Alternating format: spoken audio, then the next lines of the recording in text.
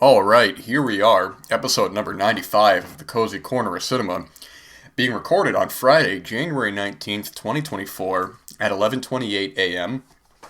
It is a chilly morning. I'm looking outside, there's some snow on the road there. The plows came around a couple times, so hopefully it's not too cold out when I go to the cinema later. You gotta be careful when you're driving on roads like this, because, you think everything's fine, and then next thing you know, you're sliding on a patch of ice, and, you're swerving all over the place, man. It's wild. There's no need to rush in any of that, man. If somebody's behind me tailgating me hard when I know that the roads are dangerous, I'll just pull over, I put my hazards on, I let them do what they gotta do, because there's no chance in hell I'm speeding up and risking my life so they can be convenienced just a little bit, man. I got too much to do in life. And that leads us to our goals for life, man. There's so much to do in so little time. We're only given X amount of time on this earth, and in that time, we really got to wonder what we want to do with it, who we want to associate with, what we want to accomplish. So many people are just directionless. They go to work, they come home, they sit in front of the TV, they go to bed, and that's it. That's all they do. I talk to people, and they have like nothing going on up there, man. There's just no, there's nothing is going to be happening. It's sort of just like, they live day to day. They live just, not thinking about the future, not thinking about anything. And it's good to live in the present, good to live in the moment, but it's also good to kind of have an idea of what narrative you want to follow through in your life. What do you hope to accomplish in this precious amount of time we got it? Because when you're on your deathbed, or God forbid something happens to you early, or your time is up, and you're in your final moments, you're gonna be thinking about, oh man. I wish I did this. I wish I did that. I wish I didn't associate with these people. I wish I didn't waste so much time doing this. Sort of like you can just prevent that now and just follow through on whatever it is you want to follow through with. But anyways, man. So yeah, it's January.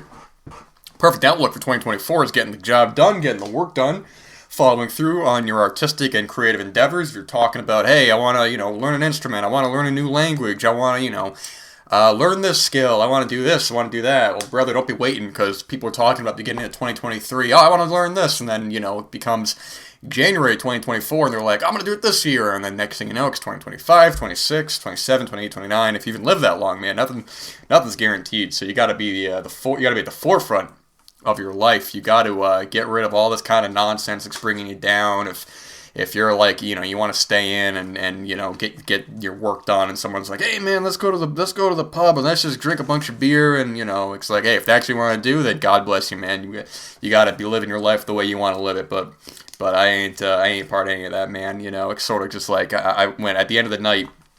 I'm staying in. I'm getting writing done. I'm getting reading done. I'm getting watching done. All these things that are essential to my life. And someone's talking about, hey, let's go out. Let's do this. Let's go eat at a restaurant. This and that. It's like, brother, that is not even remotely on the agenda. If I had an agenda for my day-to-day life, going out and just doing all this kind of nonsense, man, it's not even remotely, even anywhere near the page, man. But that's all right, because that's how I want to live my life. And if you want to live your life the way you want to do it, then God bless you, man. God bless you. I don't know if I talked about it recently or not, but Barnes & Noble are having their 50% off Arrow video sale. Everyone knows about the Criterion sales in July and November. But I think the Arrow sales are less consistent. They used to have them where, at least at one point, they had it at the same time as the Criterion sale, so it's convenient. You just, order all your things at once. You go online, or, you go in store, and you pick up your titles. But now that it's January, it's just the Arrow stuff, so it's all online and in store. And I got a Barnes & Noble right near my work, so it's very convenient just to go in and get a couple titles. I'm not going in there and browsing, just looking around, anything like that. I don't got time for that, man. I got no interest in going to a store just looking around.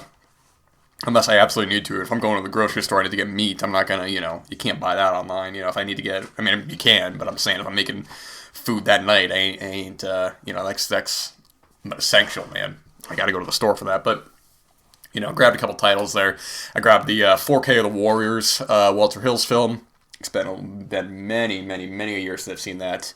And in the conversation of having Southern Comfort, that 4K being released, I guess, through Vinegar's England, but the Amazon official retail date is February, I believe. I don't remember. But with that in conversation, and having recently watched The Driver a couple months ago for the first time, this will be great to revisit this when possible.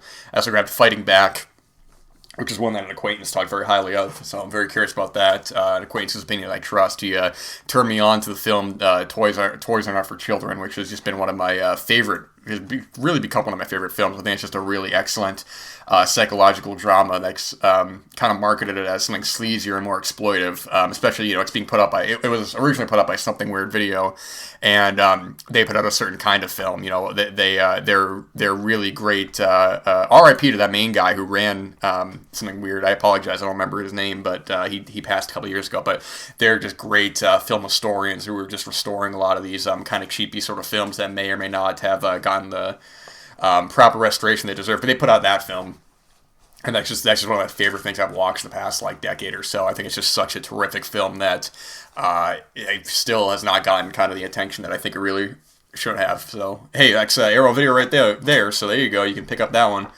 During the sale. I did pick up the 4K of Martin Scorsese's Hugo.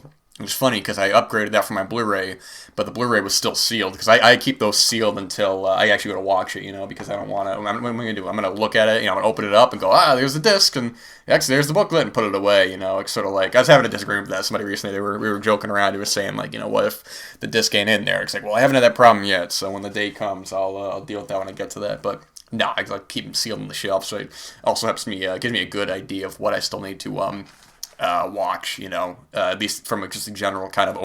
Whoops, sorry, from the end of that sentence kind of cut off briefly. I accidentally pressed the pause button. So, but yeah, that's what I'm saying, is that I got all my films written down to watch. I keep backups of that, but it's, you look at the collection, it's like, oh man, that one's sealed, I gotta watch that, So, it's what it is. But yeah, man, check it out. I think it's going on till beginning of February, I believe.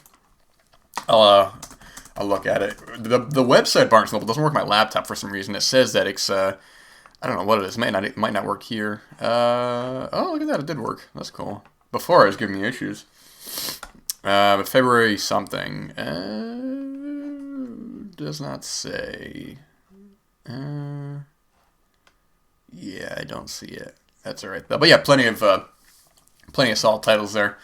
Hope to grab the Coughing Joe collection if that becomes available, but I think it might be a limited set, so I'm not going to hold my breath for that. But, plenty of great releases there on the shelf. That my location had quite a bit, at least a decent amount. They didn't really restock a whole lot, and that's all right. I mean, I'm sure if you're in in a city area, if you're in New York or LA or anything like that, you got a Barnes & Noble near you, you want to stop in, you probably find a whole bunch of titles there. Probably are more, quick to restock those than, being out here. But hey, keep an eye out on that. And it's funny, speaking of which, I was talking to an acquaintance yesterday, and I got no nostalgia over video stores or anything like that. I grew up with video stores, and that's great and all, but I'm not a nostalgia fan. I think nostalgia is a waste of time. And the dwelling on it, that is, and people talk about, I wish I was back in this day. I wish I was there and that. My brother, I'm here for now. It's sort of like, I got good memories, and that's great and all that, but I'm not trying to relive any kind of era of my life. I'm trying to be current, I'm trying to be where I need to be, where my feet are on the ground right now. But I do, in a way, in a time like this, wish there was a video store nearby I could go in and rent a film. Because, there's so many films you can rent or watch online at the tip of your finger, your fingertips, man. You're like, oh, this film's not available to stream. You go on Amazon, $3 to rent. That's great, But I wanted to watch the 3-part documentary of the Beatles, Get Back. And I thought that was on Hulu, and I didn't have Hulu, but, so an acquaintance had a password, so I was like, that's great, I'm going to go in there and watch it. I look it up, and I look up the Beatles, and it's nothing there. I'm like, damn, man, what the hell's going on? I type in Get Back, nothing. I'm like, it's got to be here. There's no way, man. So I go and look it up, and it's a Disney Plus exclusive, and I'm like, damn, man, I don't have Disney Plus. And I asked a whole bunch of people. I said, hey, can I borrow your password, this and that? And no one had Disney Plus. It's like, man, if we had a video store nearby, I could go right down the street and just grab that for a couple bucks and be done with it by the weekend. But no one had it, man. It was a pain. It is on Blu-ray, but I don't intend to pay $35 for that. I'd like to watch it. And maybe even own it at one point, but $35 right now for a single release is just not going to happen unless there's something more to it. So maybe I will just sign up for Disney Plus for a month to get that, because maybe there's a couple titles I'd watch there. I don't know, I'm not a Disney guy, I'm sure it's one that you got a family, you got kids, you're gonna put on, like Frozen, or put on Tangled, or one of those kinds of movies. I'm not. That's not my kind of movie. I don't got kids, and I ain't gonna be watching any of that unless there's something like more academic or contextual to watch for that. I gotta watch Dumbo for the 1941 episode. I've never seen that film before, and that's on Disney Plus. So maybe I'll go ahead and do that. I had an acquaintance of mine said he wanted to watch some titles on there too. So who knows, man? Maybe I'll watch it. I'd really like to watch that documentary, a 3-part Peter Jackson from a couple years ago. But we'll see. We'll see about that. Okay, man. So speaking of which, actually, I probably should have mentioned this before when I was talking about the Arrow video stuff. Is that Criterion recent announcements are really awesome, man. They were really great. Some months are hit or miss. They put out so many titles that you're gonna be excited for some more than others. But it's great seeing 2 films. I've been wanting them on a good release for a while. Sorry, I got something in my throat. Verkmeister Harmonies from 2000. It's great. I recently saw that theatrically, and that was just one of the best things I saw last year. Just a brilliant, brilliant film. One of Bellatar's best. It was just brilliant, man. I loved every minute of it. And that's great and all, but it's great to see Dogfight from 1991 get a Blu-ray. That's been a little out of print for a while. Or at least maybe not out of print, but I don't think it's been the easiest to watch. I mean, unless you go online and watch it there, but the availability has been kind of sparse. And what an excellent film. River Phoenix, Lily Taylor. River Phoenix is part of this. He's being shipped out. He's being shipped out to Vietnam. And the night before, these guys, they play this game where it's called Dogfight, where they have like a party, and they pick the ugliest girl they could find, and they bring her to a party. It's a very cruel game, and even at the start, River Phoenix is like, man, this ain't cool, But he comes across Lily Taylor, wonderful actor in her own right. Drop my pen. Gotta pick that up. Here we go. He sees her at a cafe. She's kind of like a hippie sort of chick in a way. I think she's playing like guitar or something. She's playing an instrument anyway. So he's like, yeah, man, I'm gonna pick her. But even right off the bat, he's like, man, this ain't right, And it takes place over the course of a night, and their relationship starts to bloom, and just the complications of it all. What a wonderful, wonderful, cozy film directed by Nancy Savoca, written by Bob Comfort. And man, Brian Sauer's been a big champion of this film, and that's how I originally discovered it from him. I've seen it. I saw it a couple years ago, and X1 that just always has stuck with me. It's such a wonderful, touching film. There's one shot in this film, which I won't. It's not even a spoiler, but I think when you watch it, it's just 2 characters in the middle of this room at the end of the film, and my gosh, man, it makes the hairs on your arm stand. It's just such a wonderful, wonderful film, and this can already tell you. If this is how we're starting the year with great titles like this, I mean, gosh, man, 2024, we're gonna be really in there, man. I tell you. What was I gonna say? Yeah, it was a bummer, man. It was a bummer to see that the 4K of Picnic at Hanging Rock is not coming with both cuts. I was really bummed about that. I still haven't picked up the second sight release, but I wanted to grab that because, and I wasn't going to get rid of my current Criterion because that includes the novel with it, which I have read, and the novel is very good itself and gives a different kind of context to some of the events in the film. But I haven't seen the director's cut, and I know it changes a couple things, obviously because it's a different cut of the film. But I mean, either way, it'll second sight release will be bought at some point. It's like I say with the Blu-ray episodes. There's just so much to buy, and there's just so much to get, and you only have X amount of money or resources. There's people who get Blu-rays and 4K sent to them, and that's great and all that. I'm just you can only do so much at a time, but that'll be bought at some point, definitely. But hey, man, it's just great that even people who hadn't seen it previously, they see it pop up, they're like, oh, this film's getting a 4K, that's great. I never seen it before, I'm gonna watch that, and so on and so forth. So yeah, just great to see those. Releases anyways. The Oscars are being announced, the Oscar nominations are being announced on is it Tuesday the 23rd? That is very cool. It's always fun to look at what gets nominated every year, what you have discussions with colleagues, acquaintances. Oh, this film didn't get nominated, or this film got nominated, or so on and so forth. They make for fun conversations. I think people get a little too involved with them. And, put, like, some sort of, like, oh, if this film did, it's sort of like, the films that you remember the most may or may not be the ones that win the most. But it's so fun to watch. And I don't watch it live, man. I don't got cable or anything like that. Also, I don't give a damn about any award shows or anything like that. It's just interesting to see who gets nominated. A lot of films talking about this year about what will get Best Picture nominations, thinking of things like Oppenheimer and, like American Fiction probably will. I'm trying to blank. Holdovers probably will. Just really good films. I'm trying to think of some of the big ones that came out last year. I'm trying to blank. Killers of the Flower Moon, for sure. Because I didn't even know that the Golden Globes were on until the day after. So I was looking at that, and that was great to see. Oh, Poor Things probably will. And it was great to see Oppenheimer win the best motion picture drama. That's what I'm rooting for the Academy Awards. I say give that film all the awards, but we'll see what happens. But it's fun to watch, fun to follow, I should say, more so than watch, because I think for the most part I've seen most of the Best Picture winners up to a certain point. Trying to see here if I can pull up a list. Let's see.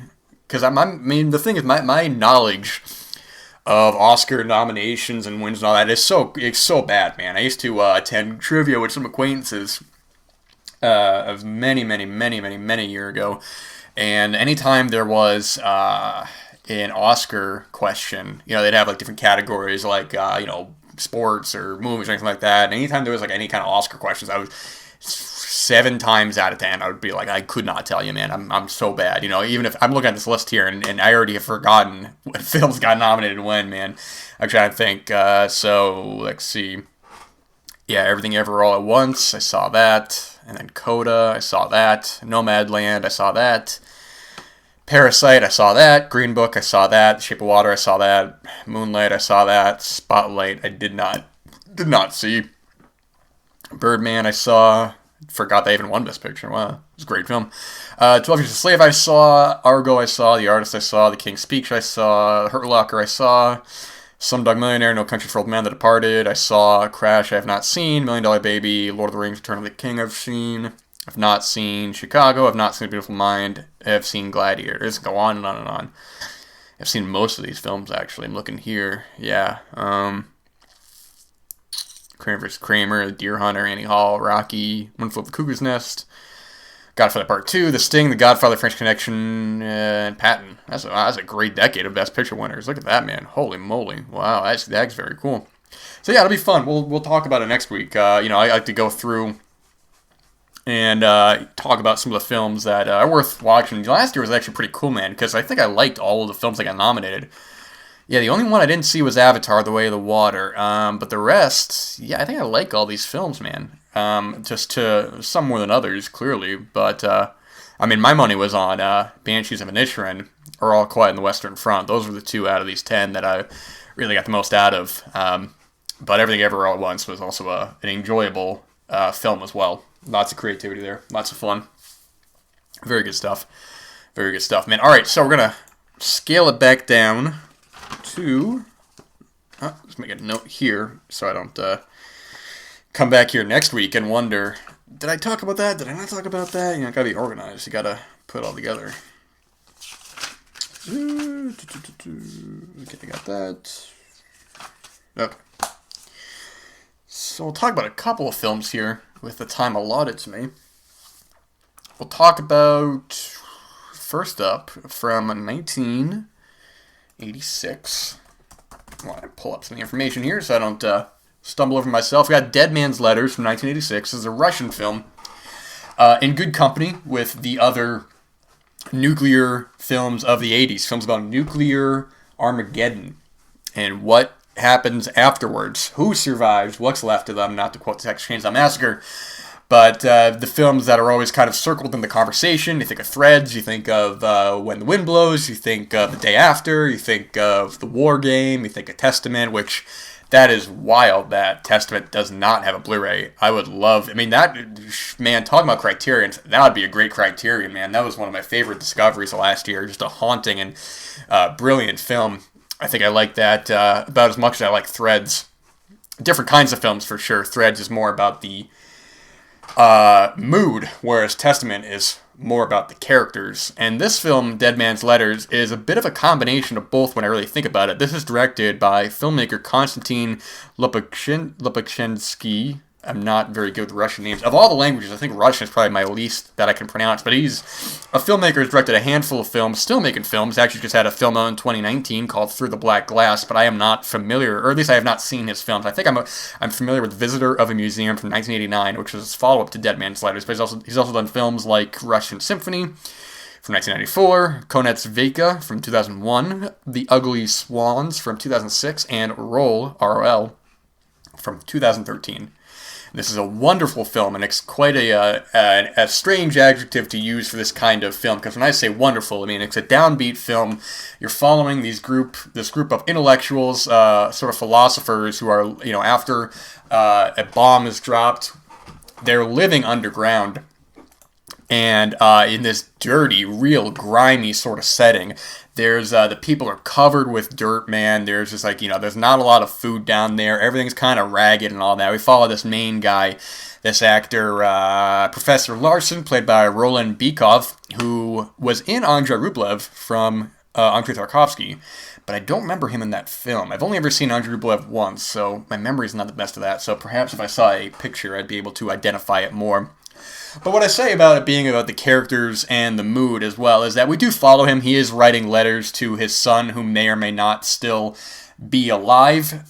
So there's a lot of monologues. There's a lot of intellectual conversation about being down there, about what they're holding on to, what you're surviving with. And the film has such an interesting look to it. There are sequences that are shot in this yellow kind of tint, this really kind of, you watch an old, the print of a film and you see like a yellow man. I remember I watched, what the hell's that film? Without Warning, on 35 millimeter in a really rough print, and it just looked like someone took a pee-pee all over it. It looked so gnarly, and but this film is very intentional with its cinematography choices. And I was looking at the cinematographer on this film, and I was like, "Who is this guy?" And I wasn't familiar with him at all. He had also done some of Konstantin's other films, but this is a DP Nikolai Pokobtsev, who also did the cinematography for Visitor of a Museum, also by Konstantin. He's done many a film. Russian Symphony as well. Konets Veka passed away in 2003. But this is a gorgeous-looking film. The editing as well, very unique, because you'll have these long sequences of just dialogue or of character. I mean, it's a very moody film. It's a very quiet film. You have long sequences of dialogue, of peace, of quiet. And when I say peace, I don't mean like it's a peaceful setting. I mean you ain't gonna be hearing a bombastic soundtrack to this, and rightfully so, But then you'll get these just gnarly sequences of real close-ups of images, of footage of. Stock footage of when they were doing like tests in the desert and stuff. You always see that. Anytime they make a movie about a nuclear kind of destruction, they always use that damn footage of that house being blown up. And if you've seen it, you know exactly what I'm talking about. And actually, Threads didn't use that. Those films, I say that, and then I'm thinking about the other films I just mentioned before, and none of those use that footage, I believe. So I kind of just shot myself in the foot there. But you know what I'm talking about, man. I remember they used it like at the beginning of the Hills Have Eyes remake and stuff. That great opening sequence of the film, and they're playing More and More by... forget the artist's name. I do apologize, but that's such a great opening sequence to the film. Really sets an uncomfortable mood. Anybody who's wants to be an editor or wants to do kind of music videos or anything like that, just watch that opening title sequence of the Hills Have Eyes remake, and gosh, man, it's so well done. Much like this film, too. It's a moody film. It's a film that you're not going to your telephone for. You get off your phone, get off MySpace, get off Netscape, put the GeoCities away for later. You watch this film, and it's not a very long film. And I mean, how a film's length is relative to what you feel. I mean, I watched a 70-minute film like a month or so ago that felt longer than, a 3-hour film. And it's because it just wasn't good at all. I didn't like it. There's me not silencing my damn phone. How many times has this happened? Good gravy, man. Good gravy and biscuits, man. This is wild. Anyways. But I forgot. Lost my train of thought before. Because a film like this, you know that it's not going to be a real good outcome for any of these films. For Threads, Testament, The Day After, which I have not seen that film. So maybe I'm wrong about that. It's actually the only one of these that I haven't seen. But like When the Wind Blows, you know there's not going to be a real good outcome. It's kind of what all Threads was about. It's sort of like how long are you willing to hold on for, and what are you holding on for. So it's all about just how long are these characters going to go on for? What is the end goal of all this? Because ultimately, even with the end of Threads, I don't want to give away the ending of that film, but the closest thing to any kind of societal norm is still charred by this horrible event. But I'll let you see the film for yourself. It's sort of like, how long can you really go on for? And then this film really does kind of contemplate that. There are many times they go outside in these great looking uniforms, man. These like great gas masks. They're all layered up. It looks like there was a photo that I saw like a long time ago that reminded me so much of this. It's kind of like this haunting quality. And what I was saying before with the cinematography is that there are the sequences, they do different color tints. There's like sequences in blue. There's like sequences where, to either do a, different moods or different, I think that may have been a flashback at one point. Don't quote me on that. I do apologize. Or they'll have like just traditionally shot moments where they look like kind of just whatever was shot with that camera. I mean, it's a gorgeous looking film, and I do have to say that if you're interested in watching this, there are 2 versions out on YouTube, and I unfortunately watched the lesser of the 2 versions because there's one that was uploaded, and I shouldn't say lesser of the 2 because the fact that someone's even on there is fantastic. But there's one I'll just say watch the version uploaded by Veluska, because by YouTube user Veluska. This is from 4 months ago. The one that I watched was uploaded 2 years ago, and just skimming through, this was a really good scan of the film. I don't know where this is sourced from, but this looked great. The version that I watched from the other YouTube user didn't look as good, but I mean, I'm not going to complain because a film like this, only get so much. But with that version, the subtitles were a little off at times, where a character would say something and then the subtitles would go on. This is far more lined up. So if you want to watch this film, this is readily available that way. But this is a film that would be perfect for a Criterion or any kind of re-release like that. I mean, I heard people talking about. Somebody commented this in context of something like Come and See, about a film like that, not having the best releases and eventually getting a Criterion and all that. And I can see that. I don't think, this is a different kind of film than Come and See. This is the same kind of mood. But that film I still think was probably more well known than this one is. I really don't hear many people talking about this. Even on Letterboxd, when I go to log this, I was the only one of my acquaintances who had logged it, but a couple people had said they wanted to, on Letterboxd, you didn't put you want to watch the film or not. So I don't think this is really even talked about all that much. But for how good it is, I will say this is one of the strongest things I've already watched this year. A very downbeat, kind of haunting film that you really got to kind of be not just in the mood for, but really be able to settle into. Ideally, this would be a film that you watch theatrically, but unless this gets a proper, like a real, like a 4K restoration or a 2K restoration, whatever, you're going to have to settle for what you can get. But this is available on YouTube. In a film like this, I think it's just... you want to support, what you can. You want to buy a copy of this and that, but it's sort of like if they're not going to make it readily available, or if they're not going to make it available, then I don't feel too bad about something like this. It's being able to see these films and bring it to some sort of attention. So that is available along with. I want to watch some of Constantine's other films. Visitor of a Museum will be the first up. That's intended to be first up. Whether it is or isn't will be figured out in time. But all right, looking at the clock, running out of time. Hey man, you guys have a fantastic rest of your day, rest of your week, whenever you're listening to this, wherever you're listening to this.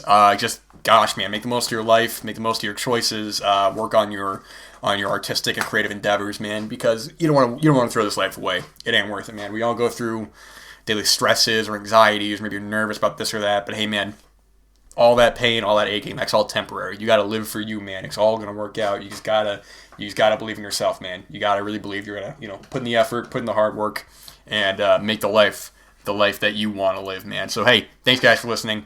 Be back next week.